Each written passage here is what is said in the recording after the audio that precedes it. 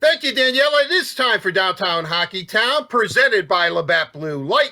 And our guest is the fine beat writer for the Red Wings from M Live, Ansar Kahn. Ansar, thanks for joining us. Really appreciate it. Glad to be with you, Art. All right, Ansar, let's get right into it. Tyler Bertuzzi, we just heard from Tyler Bertuzzi just minutes ago. We're doing this on Wednesday afternoon. I know the arbitration process is something the Red Wings traditionally do not like to go through, yet he doesn't seem any worse to wear to get a one-year deal at $3.5 million. What was your thoughts watching Tyler as he talked about the process? No, I don't think, certainly it's, it from all accounts, it can be a very unpleasant experience. You're face to face with management. They're arguing why you shouldn't get a certain amount of money, and you're arguing why you are worth that much. And that's why you see most of these cases are resolved before it actually gets to an arbitrator. But this was the first one this season that went to arbitration. And like you said, the Wings, this rarely happens with the Wings. It happened a couple years ago with Tatar, you'll recall, but that was unusual in that they were able to resolve it after the hearing before the arbitrator made a decision. Now they changed the rules this year in that once it does go to arbitration, the sides can no longer negotiate, and it becomes the arbitrator's decision.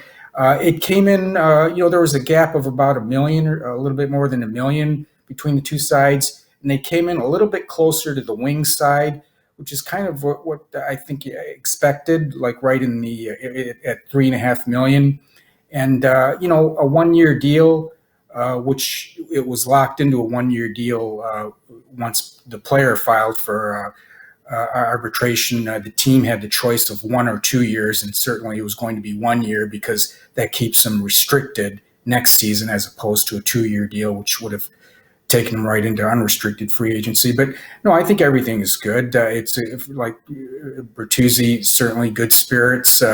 He's coming off 2 good seasons, and it's a chance for him to build on his resume next year. And if he has another solid season, I think he'll cash in with a long-term deal. And I want to make it clear, that's exactly right. I mean, people, God, he's going to have to go through this process again. If he continues to progress like he has, they're going to sign him long term. I'm making an assumption. Would you agree with that?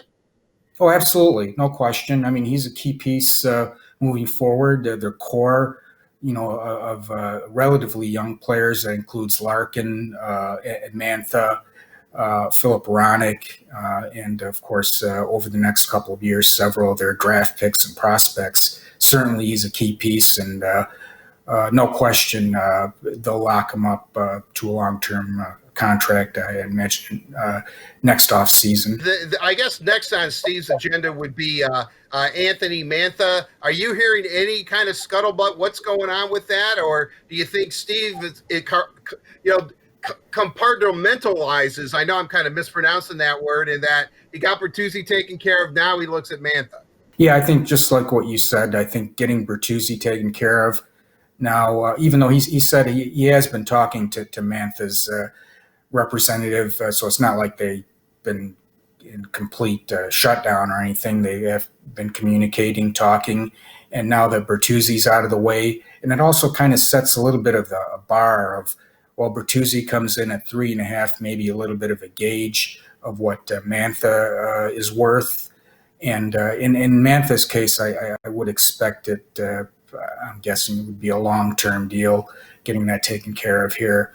And it's just a matter, it's not a question of if, certainly. It's a question of when, and I'm sure it'll be taken care of whenever this training camp starts. Right. Yeah, certainly. Ansar, I call him the Big Tony, the BT Express. And, Yzerman has gone out of his way to say that they're going to get a deal. And knowing Mantha like we both do, he doesn't like negotiations. He doesn't want this hanging over his head. I think he wishes he had a deal yesterday, and it was a long-term deal. I certainly expect that to get done. One of the interesting aspects about arbitration, or having a player file for it, is the Red Wings get a second buyout, which they have to exercise within a 48-hour window after the decision was announced, meaning the Red Wings would have to put a player on waivers.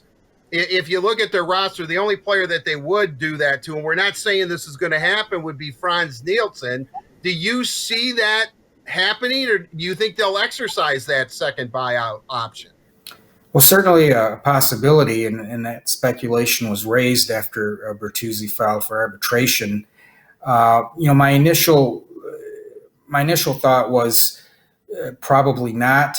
He's got 2 years left on his contract, and that would keep him on the books for 4 years. In addition to when they bought out Abdelkader earlier this month, he's on the book for another 6 years. And that's just a lot of dead cap space. I thought it made more sense to, things didn't go well with Nielsen this season again, to buy him out next summer when he only has 1 year left. And that way he'll be on the books for only 2 more years after that. I think that's probably the more logical way to go.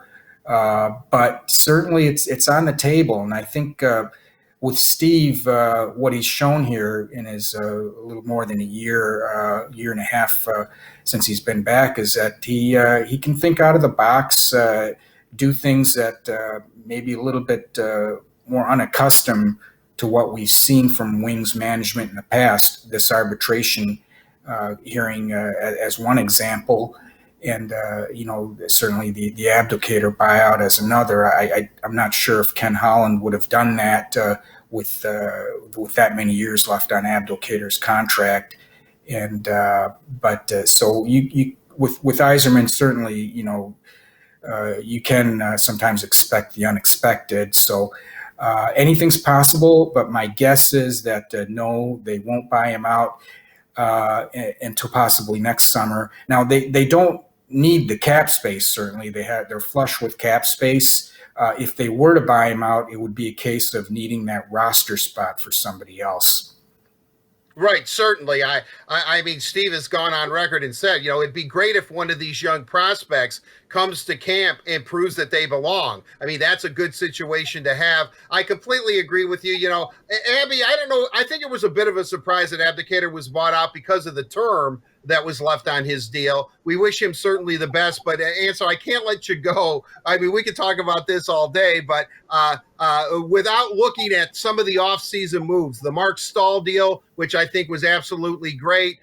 Troy Stetcher is a good player. John Merrill, I saw at Michigan. I know he can play. Obviously, bringing in Bobby Ryan. Your evaluation of the Red Wing offseason?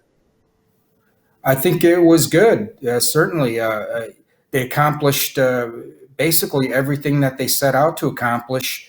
They addressed all the positions of need, which is everything, offense, defense, goaltending, and they did it with relatively risk-free short-term deals at good cap hits. So they're not, they don't have burdensome contracts going forward.